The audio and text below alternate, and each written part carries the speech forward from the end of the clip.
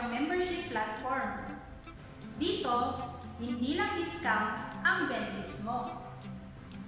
Dito, matututunan mo rin ang iba't ibang paraan kung papaano mo mabibuild ang iyong solid financial foundation.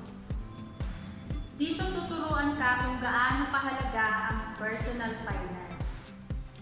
Dahil hindi habang buhay, tayo ay malakas at kayang magtrabaho.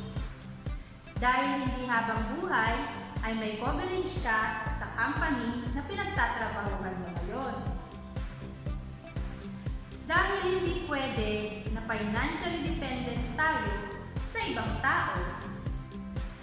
At habang nagbibuild tayo ng ating solid financial foundation, meron naman tayong benefits na ganito. 50,000 worth of life insurance coverage from Fidelity Life. 100,000 worth of accident insurance coverage from Manila Bankers Assurance. Hassle-free investing sa mga top blue chip companies. Mga financial workshop na pwede mong atinan face-to-face or online. Take note, pwede rin mag-avail nito ang mga kababayan nating OFW saan mang panig ng mundo. At take note, mas malaki ang benefits ng isang OFW.